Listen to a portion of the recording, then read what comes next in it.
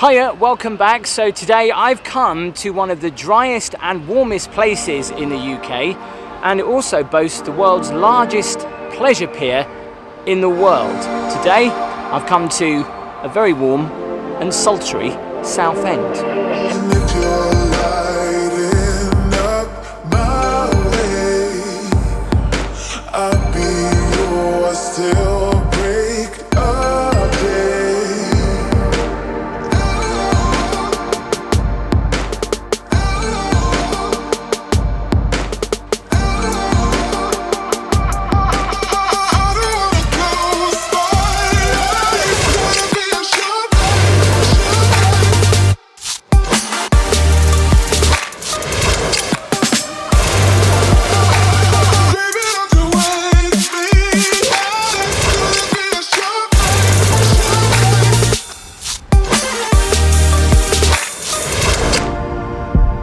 And we're going to start the tour right here.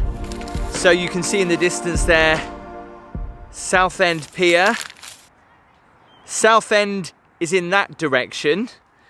All these hotels stretch all the way along the seafront towards Shoeburyness, which is in the distance. So the beach here in Southend is an interesting one. Obviously, the tide goes out a long way because you're on the Thames estuary. The sea is actually all the way up there. This is why the tide goes out so far in Southend. They do actually flatten this out and rake it.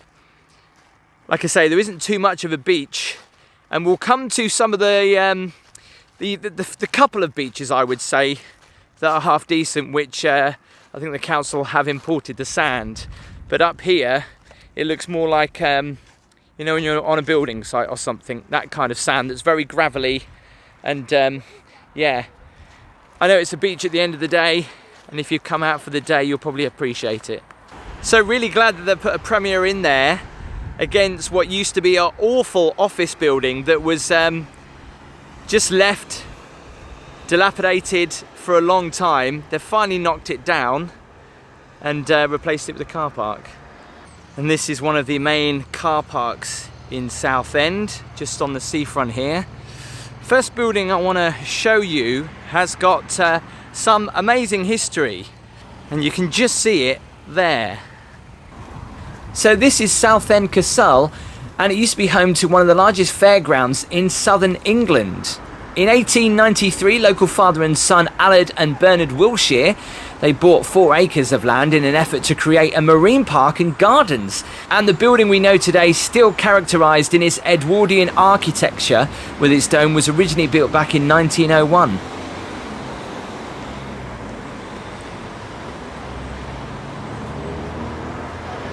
It's now currently a 10-pin bowling alley and club rooms.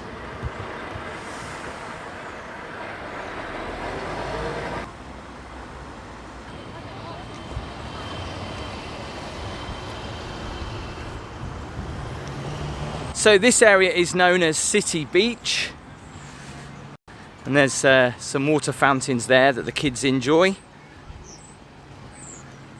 All these actually light up at night. It looks pretty cool here at night, I have to say. So they've invested a lot of money on Southend Seafront in the past few years. There's even a little park on the beach here. So again, the sand isn't overly that great. It's very pebbly, very shingly, but still, it's a beach. Over in the distance there, you can see the Sealife Adventure. So it has been a few years since I've been to Southend, and I've noticed that these are reasonably new. I do not remember these pine trees being here on the beach, but I love the smell. These are quite quirky as well, representing the beach hut, which, as we know, is famous at the seaside, and turning it into little seats.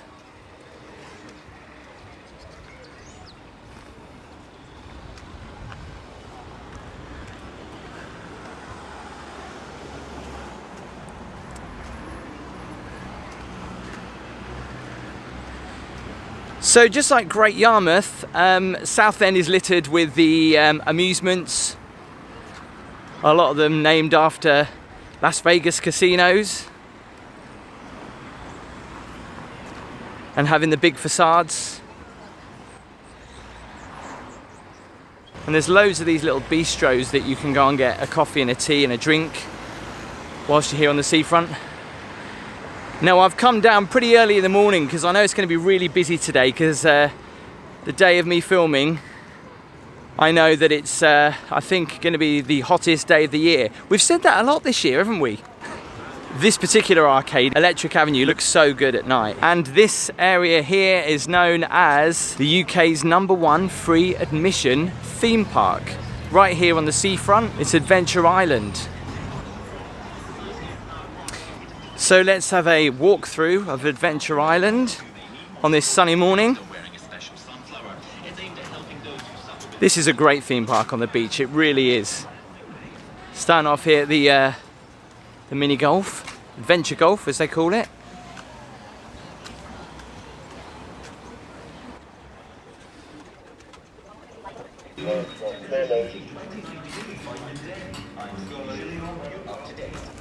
So this is really nice to be here when the park has just opened and there's like nobody in the park at all.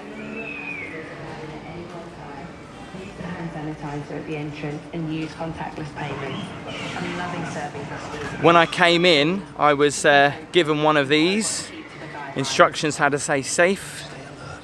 Oh, I've got to show you this. I love this ride, especially on a warm day like today.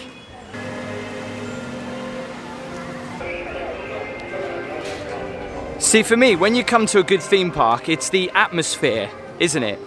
The lighting, the sounds, the music, the smells.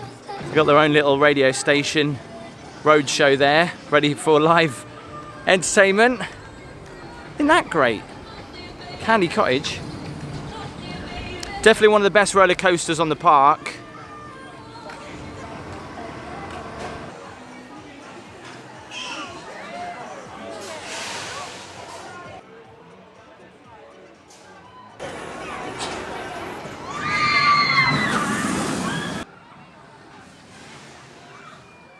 Yeah, because I have a bad back, I can't go on this one, which is a bit of a shame. I've been on it before. So literally the park has just opened. People are queuing up for their wristbands.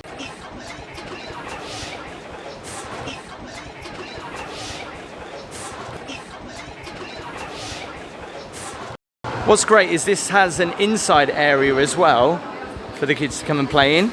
So on a wet day you can come in here. It's even got a pirate ship and a carousel inside.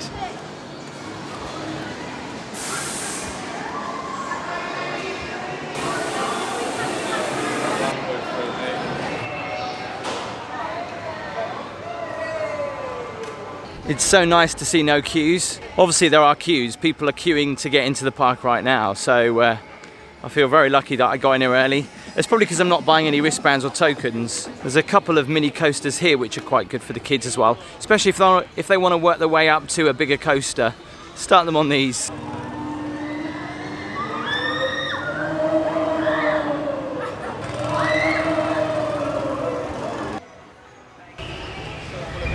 So if you want to get to the town centre, you leave Adventure Island behind and you walk up this slope.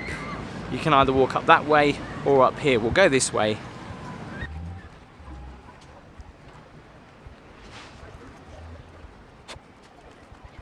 And it's a great view from up here.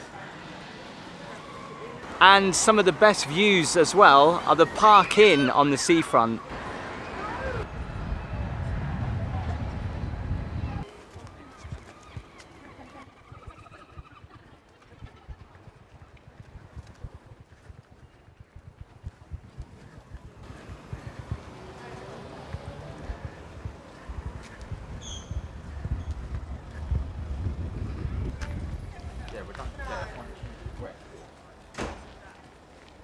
And if you want to stay a little bit more central to the town and the seafront, there's loads of B&Bs and hotels just up here. So this area here is known as the shrubbery, and it has this really cool castle at the front of it. Look at that.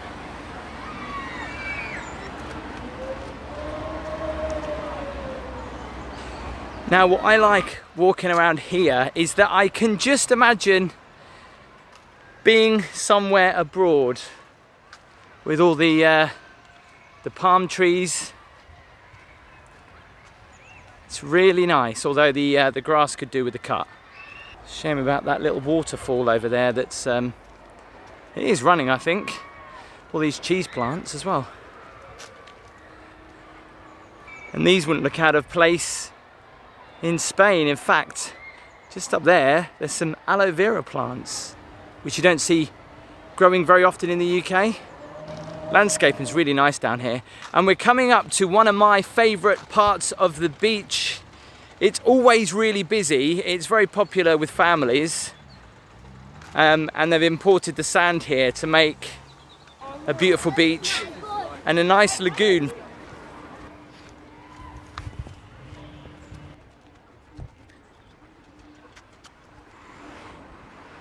This is the Three Shells Beach on Southend Seafront. Work started back in 2016 and the developers wanted to create a unique destination for families to enjoy the water in a safe area in the summer months, and also used by locals for yachting and boating clubs as well. So when you're coming along, you'll see these deck chairs and you think to yourself, oh, very nice, I'll take a load off. Just bearing in mind these deck chairs are for rent and they're £4, but you can have them all day. I'm sat under a deck chair for years. And it's good to see a shower on the beach. You don't see many of them in the UK. Toilets there, just like beach huts. So somewhere to visit when it's back open again is the Southend Cliff Railway, or the Cliff Lift. It was constructed back in 1901 by an American engineer, but apparently it was a bit too noisy. So the current lift was then constructed again back in 1930, modernised back in 1959 and 1990. And then a recent refurbishment has happened and the lift finally reopened again back in 2010. See, that depicts a big wheel and the beach huts.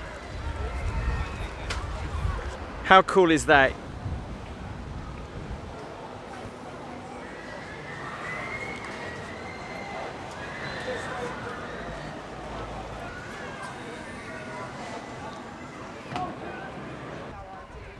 So on a lot of piers, they always adopt benches or they put plaques up on the pier. Southend does it differently. You can adopt a plank and put your plaque on the wall here. So one of these planks along the pier could be in memory of a loved one. So you'll know I love going under piers, and it has to be done going under the longest pleasure pier in the world. It's quite a feat, and also it's quite a long way. And there is so much brown sludge underneath the pier. Still got to be done. And just don't come down here in your best trainers.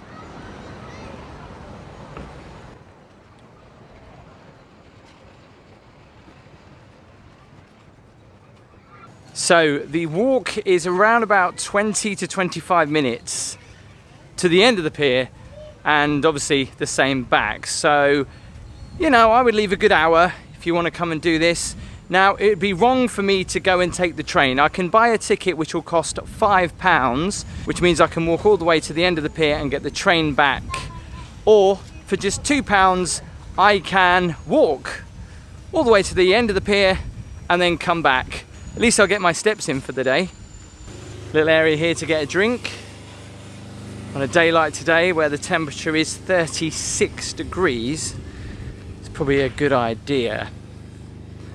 So this is the world's longest pleasure pier. So there's the train, and that's where you walk all the way to the end, which you can barely see in the distance. So let's do it. Great view over the beach. Now obviously this would be a 20-minute video if I record the whole journey, and to be honest, I'll only stop when I see any points of interest, otherwise it could get a little bit boring. It's just so weird to be walking on a pier that you can't see the end of it. Well, at least the water is a little bit clearer out here. See people out there enjoying it, swinging around.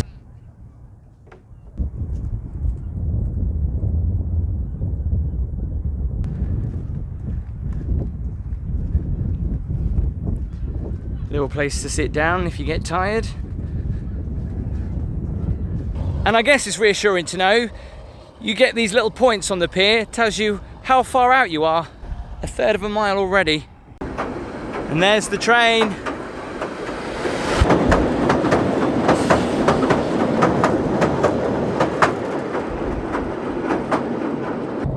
It feels like the never-ending walk. I love the benches, look at that. Depicting the pier and the donkeys and in Victorian times. I don't know if you can see down there. Do you see that? The size of those fish. I guess my only criticism is that there's no stops on this train. You literally get on at the front of the pier and you get off at the end, and the same going back, where you might want to walk a little bit and then get off, but you've got to make your decision at the beginning. And believe it or not, we're actually coming towards some life and a station up here. Look at this.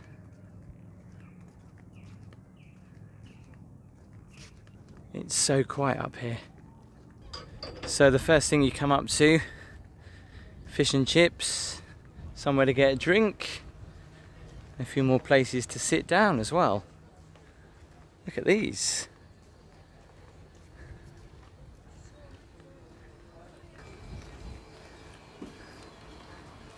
That's pretty special.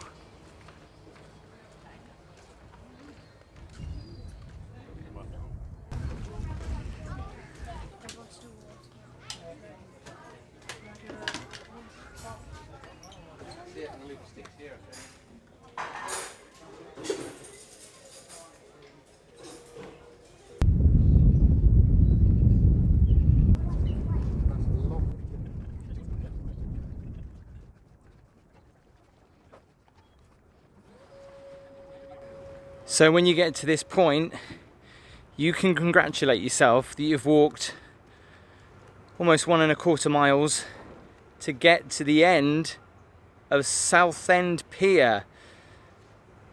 7,080 feet. What else is up here? More seating, I guess. And a place to get yourself a drink. And of course the famous lifeboats. Wow, what a great view.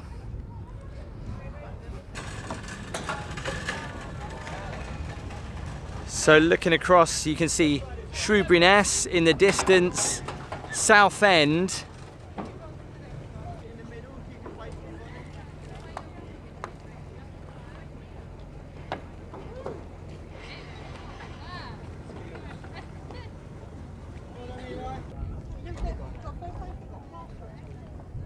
If you fancy taking a boat trip, you can go on here to check out the SSS Richard Montgomery, which was an American Liberty ship which sunk just off these waters, and in fact the visible masts are still seen popping out of the water today.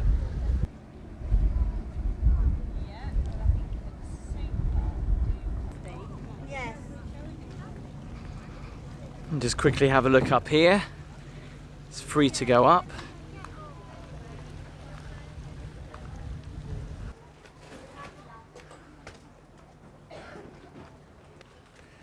What a great view up here.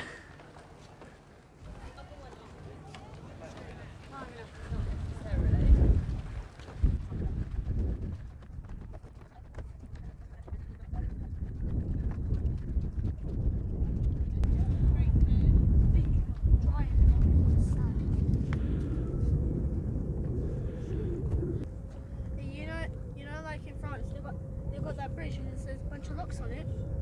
There's one here. So definitely worth the trip. If you can stomach the walk or on the train, get yourself up here to Southend Pier. So that was my video of Southend. As always, please give it a thumbs up. Make sure you share and comment below if you've been to Southend and what your favourite part of Southend actually is. Please make sure you hit subscribe, and I'll see you next time.